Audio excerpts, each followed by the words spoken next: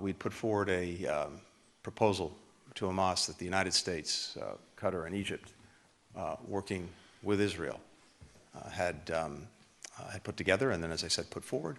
We received a response from Hamas about a week ago, a response that we believe, while it has, as I said at the time, a number of clear non-starters in it, also offers the possibility of working toward an agreement. We're now in the process with our counterparts from Qatar, from Egypt, from Israel, in working on that and working very intensely on that, with the goal of trying to find an agreement. And I believe that that it is possible. Now, as I said, there are some very, very hard issues that have to be resolved, but we're committed to doing everything we can.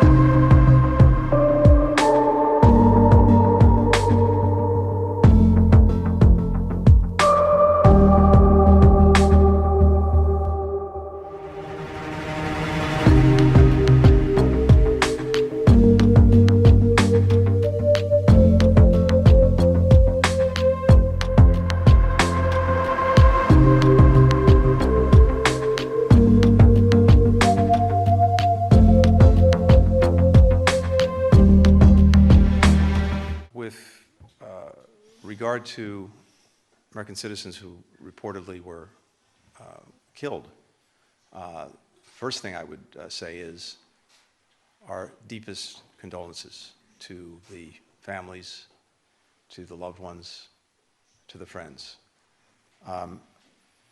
You've heard me say this before. The President feels the same way. The safety, the security of American citizens around the world is our number one priority, our number one responsibility. And we've made clear that with regard to the incidents you alluded to, there needs to be an investigation. We need to get the facts, and if appropriate, there needs to be accountability.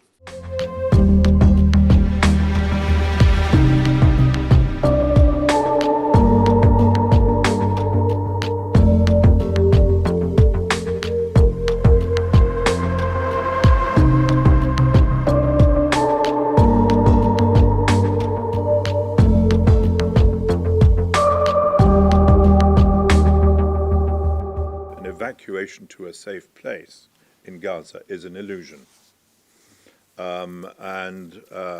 We need to push back on the calls that we're all hearing from the authorities to say, you must help us move the people of Gaza to some safe place. This is an illusion. And we will, of course, do whatever we can to help those people who want to move. I'm sure all of us together in our different ways. But we are not going to be in the lead of any forced evacuation. That should be clear.